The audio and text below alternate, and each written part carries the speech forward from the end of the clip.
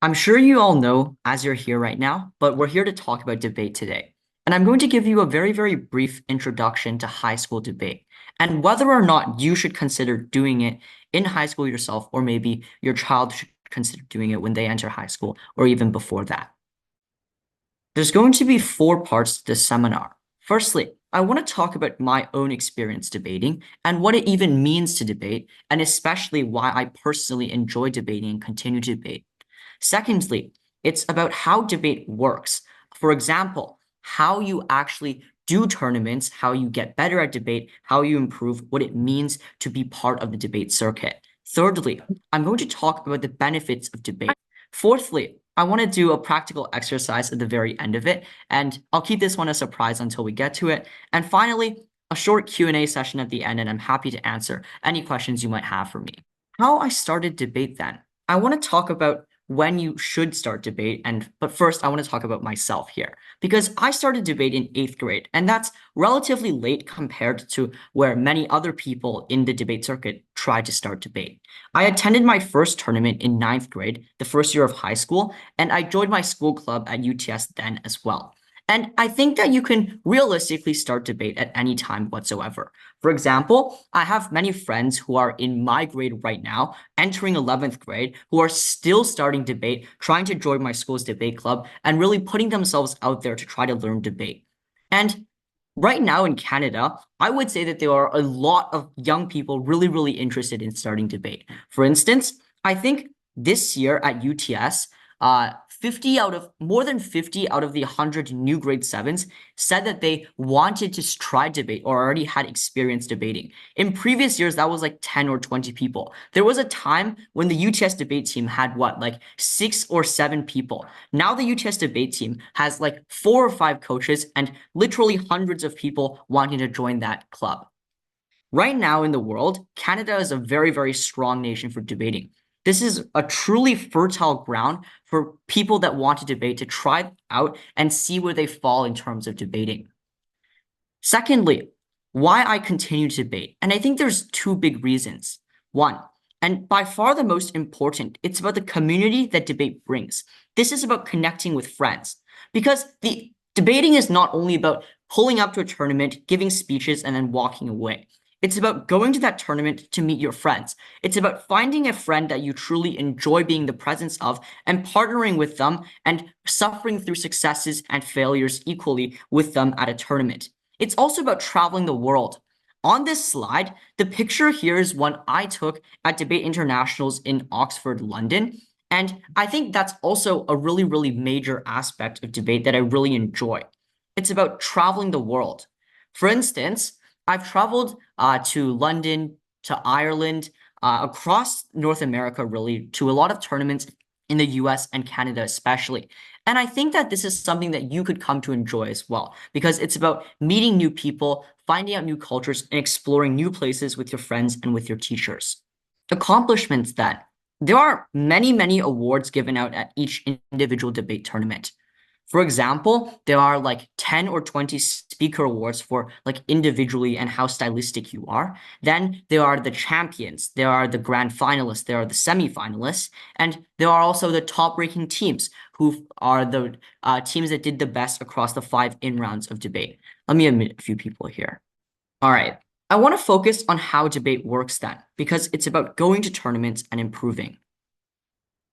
There are 3 major styles of debate that you'll see in Canada. The first and foremost is British Parliamentary. The short form is BP, and this is by far the most common style of debate in Canada. A style of debate is essentially a format in which you debate in. For example, in British Parliamentary, you're in a 2-person team. So you yourself and you find a partner as well. And in this 2-person team, you're going to debate against 3 other teams in the same round. The style also determines how long your speeches are, how long you get to prepare for the debate itself. And British Parliamentary is what most of the tournaments that you might end up going to are going to have you debate in. Secondly, there's World Schools. And this is a style that's more common globally. And it's where you form a team of 3 to 5 different speakers. You get longer time to prepare, but this is less common at an introductory level in Canada. Thirdly, there's Canadian Parliamentary. And this is a Canada-only style of debate. This is only used in Canada, right? And I don't think you'll see this often. So we're going to focus on British Parliamentary today. But I want to talk about how tournaments work, because debate is an activity with what people call a circuit. So every single year, universities will run debate tournaments for students grade 12 and under. And for these tournaments, for instance, McGill University or Harthouse University, you sign up independently with a partner. And these are probably the largest tournaments in the year that you will end up attending, and these are the most common and famous and prestigious tournaments. But secondly, there are also provincial and national debate organizations. So for instance, in Ontario, it's called OSDU, or the Ontario Student Debating Union. And for these particular tournaments, you can only attend them through your school debate teams. The biggest takeaway here is that you can debate from anywhere, mostly at home if it's an online tournament, at university tournaments. But if you want to participate in the most prestigious national, provincial, international tournaments, you should try to debate at your school, at your club, because you can only go to these tournaments when you represent your school. Briefly go over how a round goes in British parliamentary debate. Firstly, there's a motion, and this is the topic that you debate in the round. For example, a round might debate, this House would implement a universal basic income. What this means is that the government teams who support the motion are trying to argue that we should implement a universal basic income. This means that they should argue that people ought to be given a certain amount of money no matter what they do, no matter what they do for a job, and how old they are. And this is what governments have the burden to defend. Opposition teams, which are the teams that don't support the motion, argue against the government team. They argue that you should not give people a universal basic income. The second part of debate is preparation. You will get 15 minutes to prepare your notes and decide your arguments in British parliamentary. And this is a really, really short time for you to figure out an entire 5-minute speech. So you're never going to be able to write out your entire speech word for word. You're going to end up having to improvise. You have to make things up on the spot, and you have to consider what you should write down to maximize the amount that you can say in that time and deliver it well. Teams are assigned their positions, and in this preparation time, they should decide what arguments they're trying to run or they're trying to give. The third part of debate is the most important. It's speaking. There are 4 teams of 2 speakers each. So you and your partner are going up against 3 other teams, and they're either arguing against or for this motion. For instance, if I'm the first team in the round in this particular motion, this House would implement a universal basic income. I have to go up there, give a 5-minute speech explaining why it is so good to implement a universal basic income, that we ought to do it right now at this moment. In this part, teams offer their arguments, but you can't just offer your arguments. And this is the best part of debate, because you have to consider why other teams' arguments are bad. You have to explain why they fall out of the round, which means that they are logically incomplete. So for instance, if I'm the second team in this debate round, not only do I have to explain why my side is correct, I have to explain why the other side is completely wrong. I have to actively say why the logic they used to build up their arguments is incomplete or missing a step. Madam Chair, the global poor all around the world, and no matter what country in which they live, currently live in a system of dictatorship.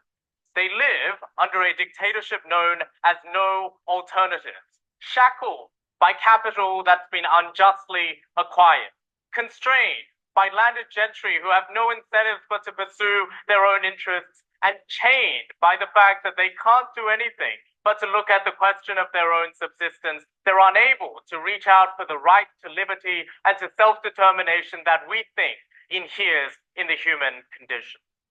How are we going to define a Marxist revolution in this debate? We say that in all its forms, it shares the feature of wanting to break down the system of private property. That's what a Marxist revolution means.